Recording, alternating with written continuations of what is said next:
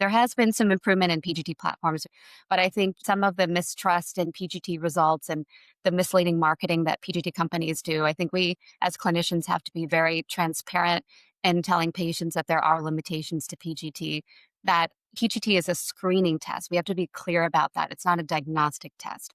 It's screening an embryo for viability, but it's not the ultimate test. We don't know whether that embryo is going to lead to a live birth until it's actually transferred.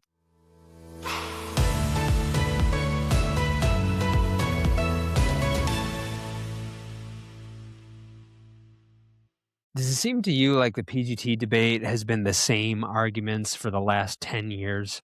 Why would this moment be any different? I'm not qualified to answer either of those questions, which are not rhetorical. So I asked doctors Deirdre Conway and Meera Shah to answer them for me. They're both practicing REIs, Dr. Conway in Utah, Dr. Shah in the Bay Area. They tell me about what their colleagues have been paying attention to since the class action lawsuit against PGT labs in late 2024. What their practice and their network's process for partnering with a PGT lab looks like. Why hasn't IVY Fertility chosen one PGT lab yet? Is that coming in the pipeline? What further evidence they want to see regarding PGT-G? Why Dr. Shah has been referring her patients to a PGT lab called Juniper Genomics? And if I'm understanding correctly, why their reclassification of euploid embryos that had been classified as aneuploid led to 25% more viable embryos and seems to be leading to success for Dr. Shah's patients. Dr. Conway has only sent one case to Juniper thus far, but she shares a special story. Dr. Conway has talked to several PGT labs and generally finds them to be pretty similar, but Juniper really stood out to her. She explains why. Enjoy. If you like the information in this episode, we're compiling so much more data on new technology in IVF, products, services, market analyses, info on mergers and acquisitions, and data on every company in the fertility space. Go to data.insidereproductivehealth.com. If your company isn't an IVF Heroes Universe sponsor, your competitors are so much more visible to your customers because we report on your category and we give that info to your customers. Go to data.insidereproductivehealth.com to learn more about other fertility companies or submit your company today. Don't be left out. Today's advertiser helped make the production and delivery of this episode possible for free to you. But the themes expressed by the guests do not necessarily reflect the views of Inside Reproductive Health nor of the advertiser. The advertiser does not have editorial control over the content of this episode, and the guest's appearance is not an endorsement of the advertiser. Dr. Conway, Deirdre, Dr. Shah, Meera, thank you both for joining me for a technical difficulty-free episode of Inside Reproductive Health. Pleasure to be here, Griffin. Thank you. It seems to me, as a layperson, not as a clinician who's looked at the literature at all, that the debate around PGT has been the same for the 10 or 12 years that I've been in the field. How much of it is the same versus how much has changed? I mean, I would say I can speak from experience a little bit. I was thinking back to my fellowship days at UCLA, and we were having one of our many feisty journal clubs that involved this exact topic. And this was, I think it was about 2010 or 2011.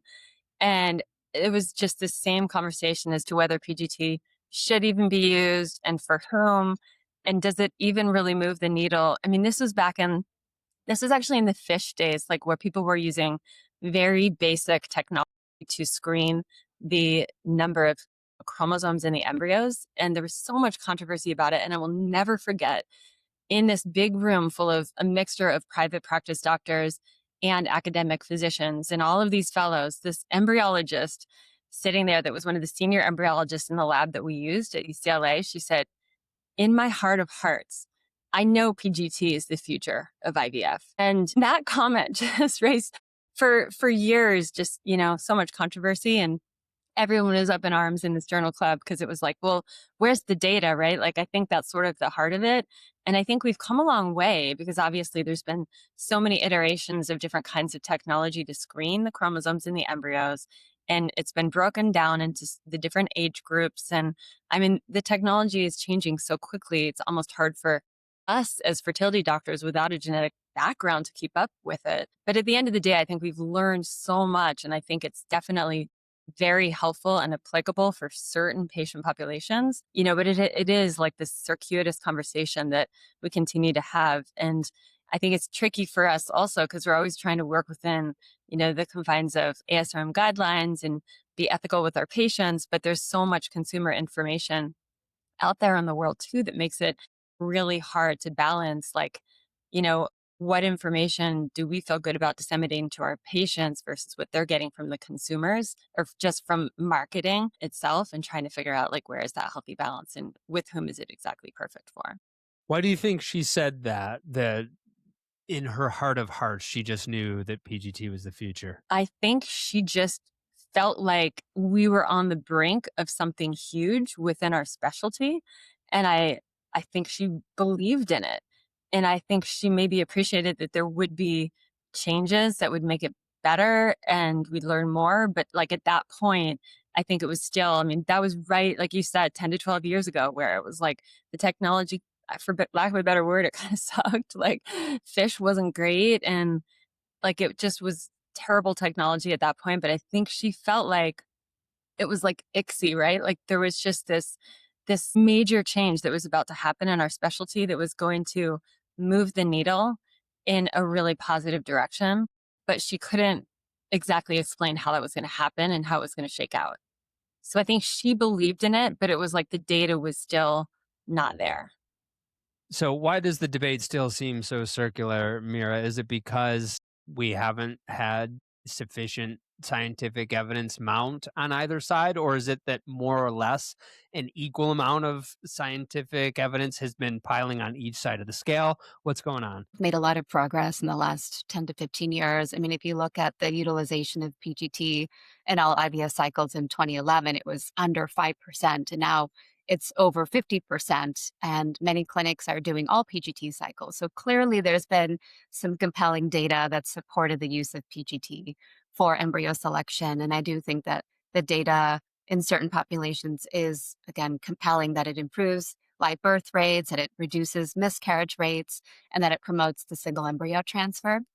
I think what we've all been frustrated with is a few things. First, the stagnation and the success rates. I haven't really seen the needle move that much in the last 5 to 10 years. We still see that 40 to 50% of patients are going to fail a euploid transfer. And that is, I mean, Deirdre and I can attest to the fact that those are the hardest conversations that we have. We don't have answers. Women are blaming themselves. We start going down these diagnostic rabbit holes. We start doing empiric treatments out of desperation, right? When probably if we just transfer another embryo, they're going to have a pretty good success rate. And we know that because there's good literature now supporting that with 2 to 3 euploid transfers, the cumulative live birth rate is going to be above 80 to 90%. So we know that there's really not persistent maternal factors in most cases. So I think from my perspective, the frustration lies in that we've kind of stagnated with those success rates and we haven't seen a lot of improvement. There has been some improvement in PGT platforms, which we can talk about later in the podcast. But I think, some of the mistrust in PGT results and the misleading marketing that PGT companies do, I think we as clinicians have to be very transparent in telling patients that there are limitations to PGT, that a euploid embryo, I mean, a PGT is a screening test. We have to be clear about that. It's not a diagnostic test. It's screening an embryo for viability, but it's not the ultimate test. We don't know whether that embryo is going to lead to a live birth until it's actually transferred. So I think with these recent class action lawsuits and a lot of now mistrust in the public about PGT resulting, there's all these new clinical trials showing that these abnormal embryos are leading to healthy babies. We have to the onus is on us and the PGT companies to really be very clear about what the platform offers, what its limitations are. And before we go and discard, quote, abnormal embryos, we need to be clear to have another conversation with the patient to be sure we know, what the patient understands about that. So those are some of the things that I think are ongoing in this debate. And, I think the future is bright with PGT. I think we're starting to see some newer platforms that are starting to really push the envelope a little bit, looking at genomic information in a different way. And we're starting to look at lethal variants and reduced viability variants that can impact the viability of an embryo so that ultimately as clinicians, we can better prioritize which is the best euploid embryo to transfer. This is not a rhetorical question. Again, a guy that does not have a clinical or scientific background. So it is an open ended question, even if it might not sound like it. Why doesn't the stagnation in success rates conclude the debate? Like, if you've had the technology advance for the last 10 years and success rates are very similar, why doesn't that put the arrest to all this? I think that there's been some improvements in PGT platforms. For example, I think in the past they've mainly been like a single modality platform using FISH, and then it became array CGH and qPCR, and then now NGS is the primary platform for most PGT. And in recent years, we've started to see that that's shifting now to a more dual modality platform. That now you're using NGS plus SNP, and you're using a secondary platform to get more accurate information. And so I think now with the advent of being able to take a trophectoderm biopsy and do whole genome sequencing, you're now able to look for even tens of thousands of more variants that could reduce the viability potential of an embryo. So I think we're now starting to see that with the technology we have, you can take a few trophectoderm cells and do a lot more analysis on it because of the better technology and the arrays that we have and the better genomic information we have to correlate certain variants with clinical outcomes. I think the combination of those two things are really going to allow us to see, a push success rates and hopefully a removal from the stagnation that we've been in the last 10, 15. But I think to spin off of what Meera is saying also, we've been able to very clearly define what patient populations it's helpful for, right? So there's like a lot of changes in women, as we know, because like men genetically change in a very different way because you're always making sperm, as opposed to women who get to have all of our eggs with us since even before we're born. So the aging in eggs and the way that the genetics in the eggs get stickier as we get older makes it such that women in their later 30s, like 38 and up, are getting, and I think for many years as the technology improved, I think there's certain populations of couples or individuals that are older women that clearly do benefit from the genetic testing. So you can further define which embryos are going to give you that highest implantation and pregnancy rate with the lowest miscarriage rate. I think what Meera is emphasizing is in the younger couples where like the egg source or the female partner, or if it's a donor egg created embryo, it's really been very like plateaued for so many years. So it's like there's got to be something else going on with those within the embryos genetically, or something qualitatively with those embryos, like that we just don't have the bandwidth to be able to see. So I think there are certain groups of people that definitely clearly benefit from it, but it's like these younger age groups and donor created embryos where you're not really seeing even much of a difference between pregnancy rates and live birth rates with or without the genetic testing. And yet these people are not all getting pregnant. And it's like, why is that? And so like you're saying, you go down these rabbit holes of trying to figure out all of these things that are ultimately probably not that helpful on the implantation side. And then I feel like on the brink of having more information that could be more useful for people moving forward, but they're not being utilized, I don't think, by I don't know that many people that are really like utilizing any of this more advanced technology on embryos. And I think people are reluctant also to change because there's so much, it's kind of a litigious society. And when you have a company you're comfortable with using, you don't want to just like pivot to using a new company very easily.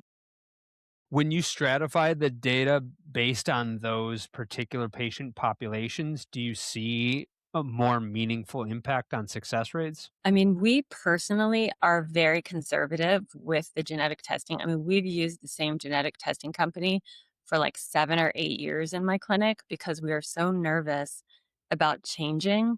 And it's hard because you want to find the balance of like, you want a genetic testing company that's advancing their technology because it's changing so rapidly. But at the same time, you want to be really careful because it's, I think, hard for us to understand what they're really offering. And a lot of this new technology is also, from a consumer standpoint, extremely expensive. Like it can be 2,000 to 2,500 because the technology's there, but it's so new, it's very expensive still. And so I feel like you wouldn't be using this for like every patient doing genetic screening on embryos yet. So I don't feel like we have that information yet. I feel like we're kind of on like the tip of an iceberg in a way, like we're almost there, but it's not really commercially used very much yet. And so we haven't in my clinic really changed anything about what we're doing as of yet. To get us over that iceberg, Meera, you'd mentioned that there are newer platforms looking at genomic variants. Who's doing that? Who are you paying attention to? Clinical advisor for a new PGT company called Juniper Genomics. And one of the things that fascinated me about Juniper Genomics is that they are the first platform that's actually a dual modality platform looking at the DNA and the transcriptome of the embryo. And by getting that additional layer of information, I think that's going to lead ultimately to more accurate results. One of the biggest concerns that I think a lot of us in clinical medicine share is that we are discarding a lot of potentially viable embryos. And when I did some of the clinical validation work with Juniper Genomics, and we had taken a subset of embryos that had been tested with standard PGT, we had rebiopsied them and actually biopsied the inner cell mass and the entire rest of the embryo. We found that 25% of aneuploid embryos were reclassified as euploid. That means that we are definitely discarding embryos that have reproductive potential. That to me is something that I've always felt, but seeing that data present in that way was really supportive of that underlying suspicion that I've always carried. And that suspicion has really been something that I've carried more and more as I've been transferring, for example, more mosaic embryos. And I've had huge success with transferring mosaic embryos. And all of these pregnancies have led to healthy live births with no persistence of the mosaicism in the live born. So what Juniper Genomics is doing is they're starting with a dual modality platform looking at the DNA and the transcriptome of the embryo. And then they're the first platform that's actually looking at a group of reduced viability variants that may affect the ability of the euploid embryo to implant successfully. So they've taken an expert panel to curate a list of over 20,000 genes that are associated with developmental issues in the embryo implantation, and they are able to call that out in the embryo with the same sample of trophectoderm cells that you would do a normal PGT biopsy. So what's great about this platform is that the workflow stays the same for the clinic and the lab. The embryologists are still doing their normal trophectoderm biopsy. You don't need more DNA for the sample. And the kits and everything are just as easy and straightforward to use as any other PGT platform. But now I'm getting these reports that offer, so they offer a two-step workflow wherein a patient can first opt in to get PGT-A results.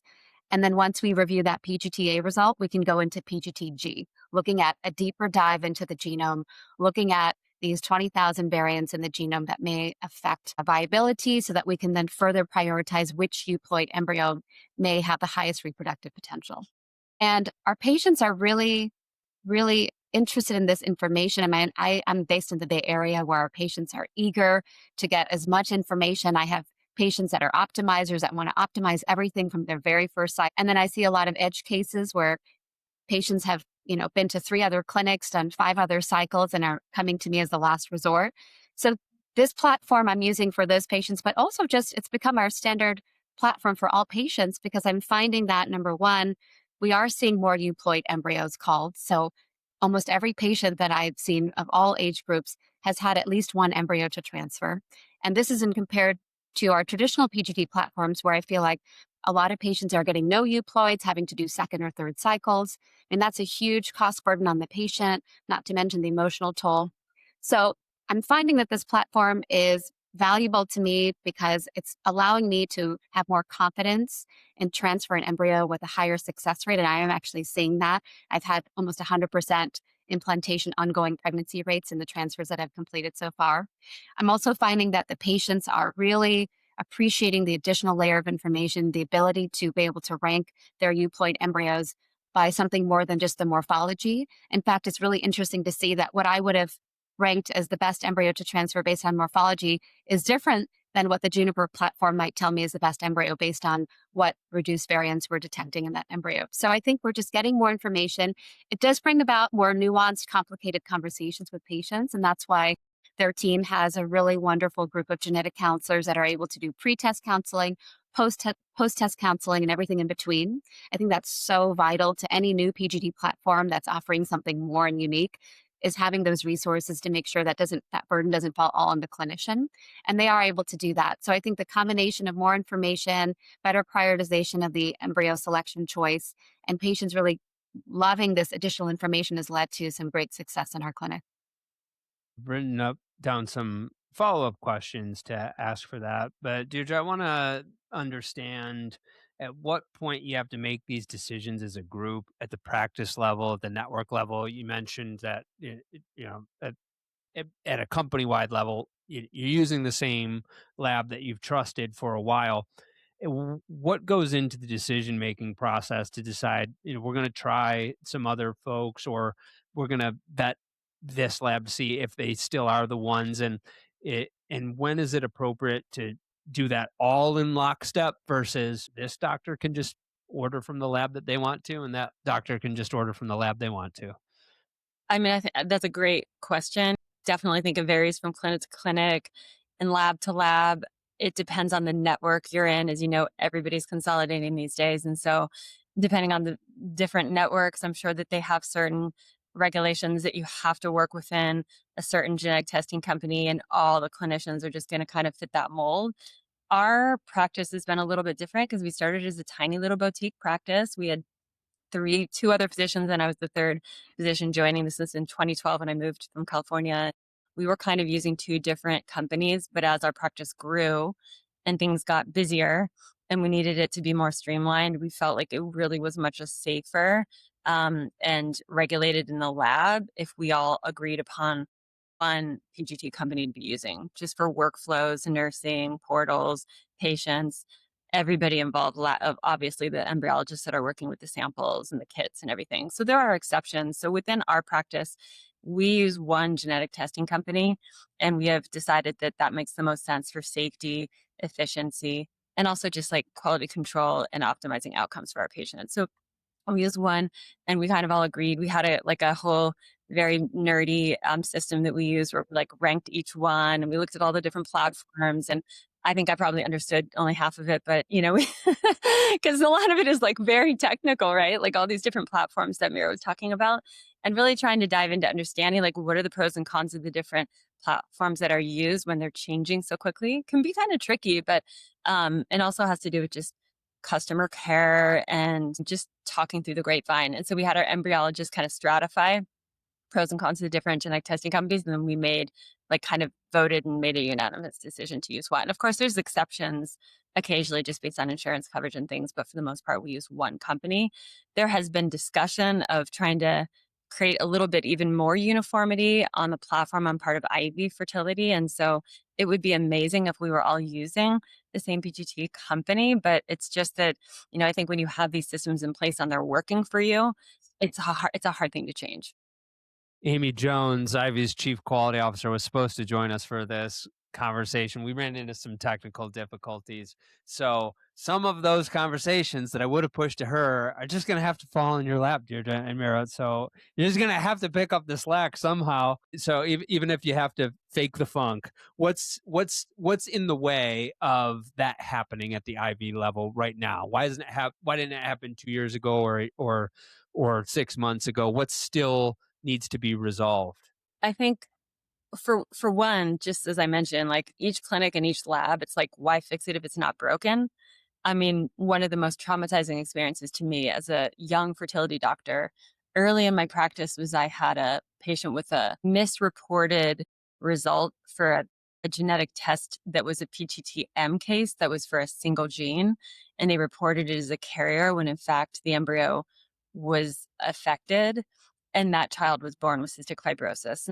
At which point we just made the decision to switch to a different genetic testing company and never changed since that. And so I think it's like you don't want to fix it if it's not broken, because the genetics are so fragile, it's such a fragile ecosystem. And so I think each clinic and each lab is very particular. And when you have something that's really working for you, I think there's going to be a lot of resistance to change it. But I think there's also the weight of like new technology for one, and trying to stay up on that, because if there is something like Meera suggesting, like for instance with Juniper, with this amazing new technology where they have the ability to do the more basic genetic testing on embryos and then also can even go back, is my understanding, and add this additional layer of information that could be really helpful if this patient's story unfolds and they actually need the additional information. They can actually go back and get it from the genetic material that they have and the Have you information. used them at all? I have used them. I would say not a lot yet, but I've been experimenting, I would say a little bit. So I have a few patients that are going through with them, but one that's fully treated and in an ongoing pregnancy currently. And it was like my sample size of one was a really amazing experience because it was somebody with a high number of failed transfers and miscarriages that then had two miscarriages to two different surrogates because we really weren't sure if it was uterine factor or embryo factor. And then finally, after two additional miscarriages with two different uteri, basically, we decided to try this Juniper. And it was like an experiment for me because it was new technology and it was kind of cutting edge. So we tried it. And this particular couple now has an ongoing pregnancy with the same surrogate for the first time in their entire lives after like 10 years of infertility and losses. I can hear a couple eyes rolling saying, "Oh, an N of one," and It was one. so I far told so good. Yeah, only one. But I mean, I think, yet to be determined. But I think the other barrier, I think just in general, is that there is a lot of like financial aspects of this when you're involving private equity, right? So then there's, I think, some consolidation in that space as well and attempt to align with private equity, seeing an opportunity and potentially to capitalize on alignment with genetic testing companies. And I think, like we are not there yet in my platform with Ivy, but I'm sure that in some other larger companies, there's going to be some pull. But I think, it's just trying to balance the medicine, the science, the genetics, and, potential opportunity financially as well. I just wanted to add quickly to what Deirdre shared, which is, we're part of the same network, IVY Fertility, and our private equity group, I think, is unique in that they've let clinics really remain very autonomous in many ways and make clinical decision making on our own. And I certainly value that and respect that quite a bit, which is why we joined this network in the first place. But we are in the process of convening a group of clinicians and genetic experts to essentially do a deeper dive vetting on each of these PGT companies, because our end goal, all of us, is to improve live birth rates, improve success rates. So we are currently in the process of vetting all of these PGT companies, evaluating their benefits and limitations, cost, looking at all of the parameters to ultimately try to have a short list of preferred PGT companies that we work with. And I think when an individual clinic is looking to collaborate with a PGT company, it's really important that first they do their due diligence and research to look into the company and ask questions like what kind of modality is being used. Is it a single or dual modality platform? Because you are going to see more accurate results with the latter. Second is asking questions about the rebiopsy concordance rates, like if they've done studies to look at that. Because if you're seeing that the rebiopsy concordance rate is low, that's a red flag. And then finally, I think mosaicism is something that every PGT company differs on. And it's really important to ask questions about what thresholds are being used and on what basis those are being used for what are the clinical outcomes that justify those thresholds. So, I mean, we all use our different platforms, and I think ultimately we're all working towards using and figuring out the best platform to use. And so we are currently as a network looking into how we can better investigate these individual platforms and choose the best one as a global practice. I want to talk more about that criteria. Deirdre, do you remember the criteria that you used when you and your partners came together and decided to use one PGT lab? What were the specific criteria to the extent that you can recall?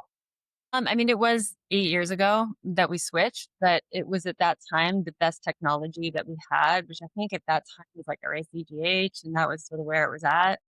But you said you had a nerdy system. Do you remember like what were the rows on the checklist that you were checking off? So it was the platform.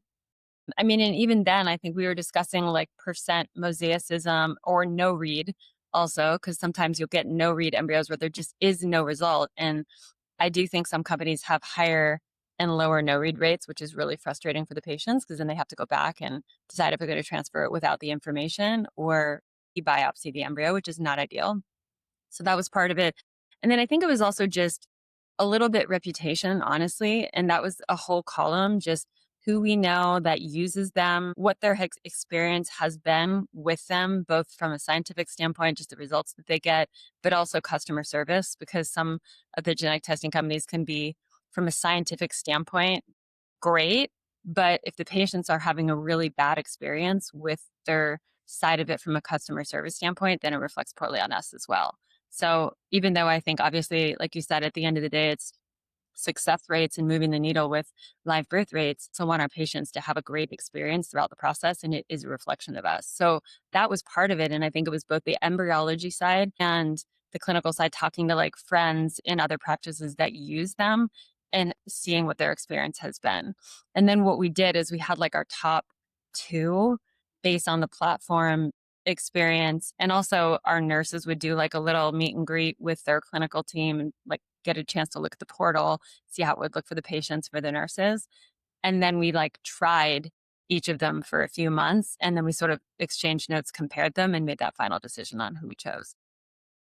What about the criteria that you all are using right now, Meera? What does that look like? I think it's similar. The platform that we use does also depend on the particular patient, what coverage they have. For example, our progeny patients have to use a specific platform that's in network with progeny, whereas our patients that have a different payer might be able to have more flexibility, more options for other platforms. So we are using Juniper for our first line PGT platform. However, we're working with Progeny to share with them the data that we've had so far, to essentially convince them that this is, even though it is maybe more costly, in the beginning of the process, that it may be more cost effective in the long haul. Because if we're reducing the number of transfers needed, reducing the time to pregnancy, reducing the miscarriage risk, this is all going to be in favor of what's best for the patient, and also very cost effective and retaining patients as well. Do you have enough evidence to show that yet, or would you like to see more? And if so, what would you like to see more of? Of course, we're in the process of collecting data. I know Juniper is really trying to collect a robust amount of data to present. They're presenting abstracts at different conferences, and ultimately our goal is to present our live birth data, because that's what we all want to see at the end of the day. So, my experiences so far, I've transferred under 10 for 10 patients, and like I said, I've had a much higher success rate than with traditional PGT. However, that sample size is small, so there can be variance. However, my experience to date has been positive, not only because I feel like the information I'm able to provide patients is satisfying a need for them. I've also taken care of many patients, like Deirdre's patient that she mentioned, who have RPL, recurrent pregnancy loss, recurrent implantation failure, or again, they've just had a lot of trauma related to failed cycles in the past, who are now having success on their first transfer with our practice using this platform. And so the reward has been very great up to this point. We hope to continue seeing that. But I know Juniper is actively recruiting patients for their research arm to be able to publish the data and to present it and provide a compelling argument for other clinics to bring this platform on board.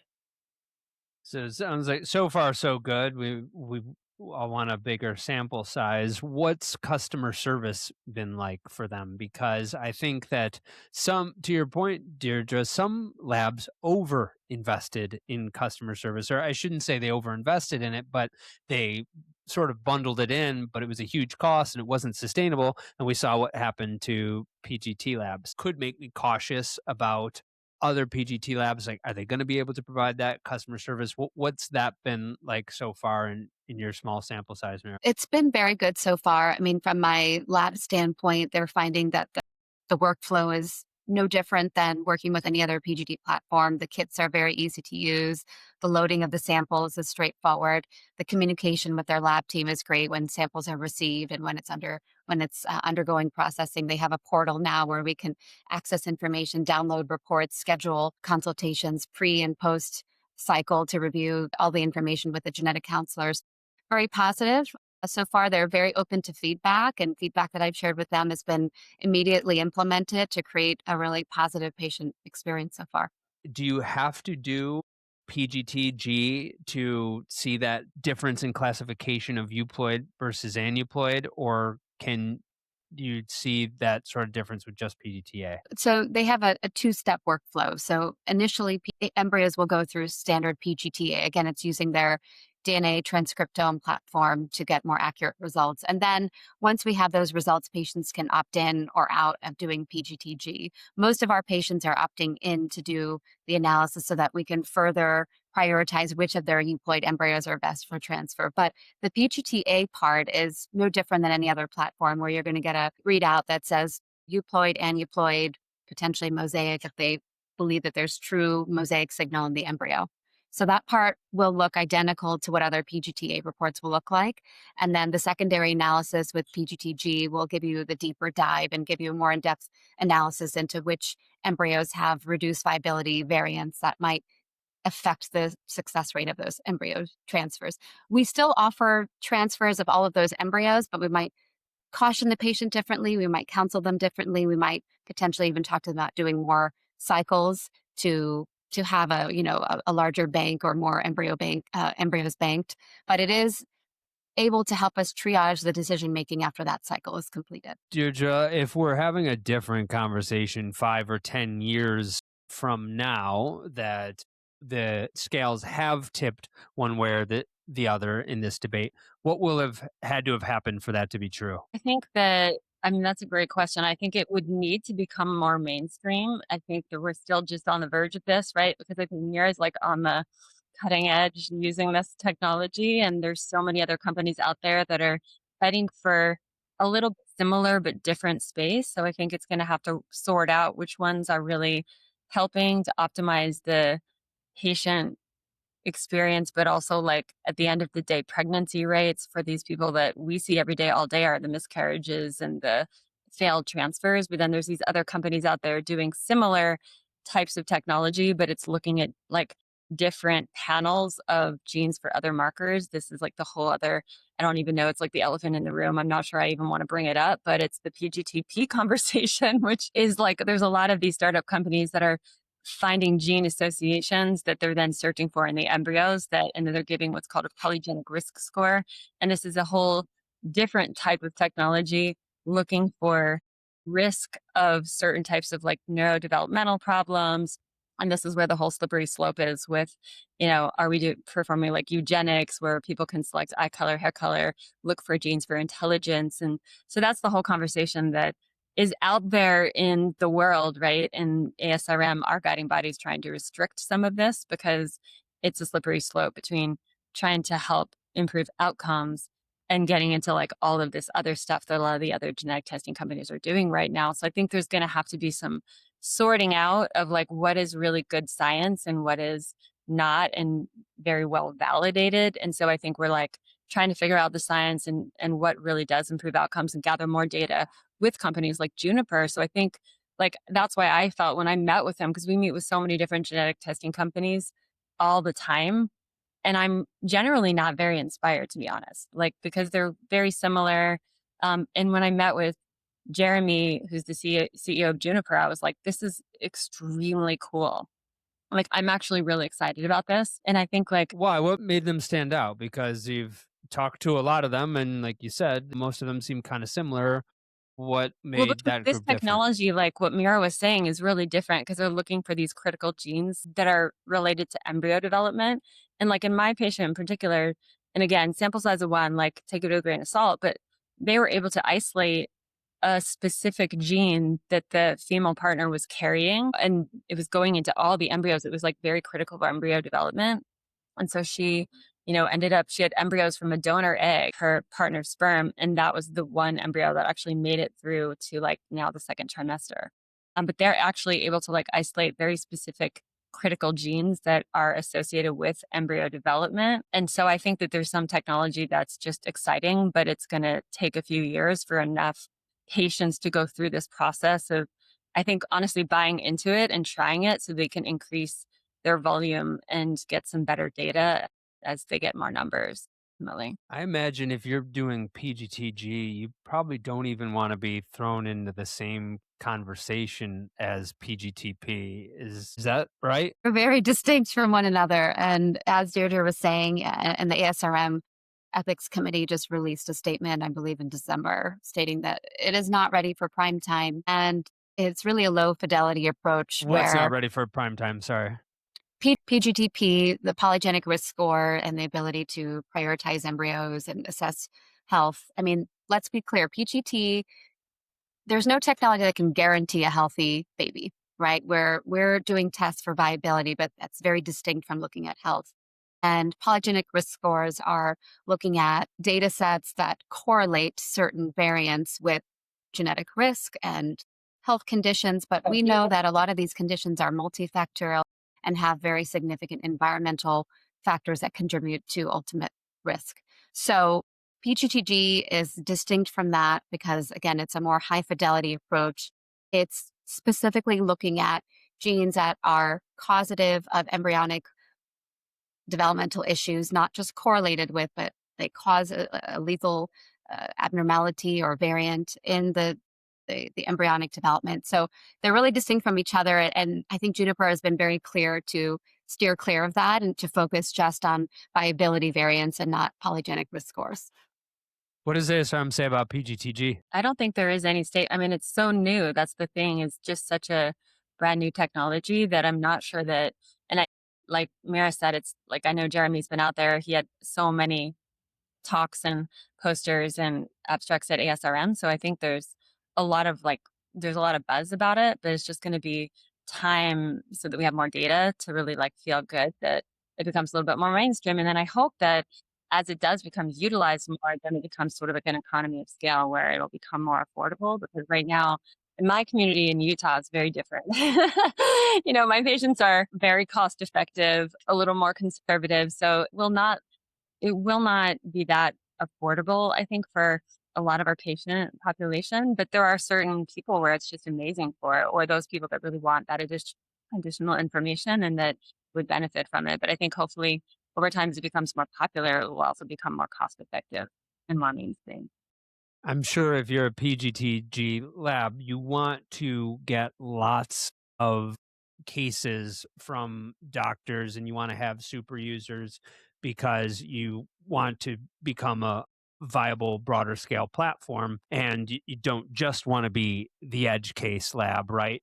But in the meantime, while you're building that sufficient sample size and marshaling that evidence and developing the research behind it all, is that their way in while we're still figuring out the body of scientific evidence? I think it's one way to convince a group that might be skeptical to consider using it for an edge case, or maybe for a couple that is trying to just over optimize for everything from the very beginning of their treatment journey.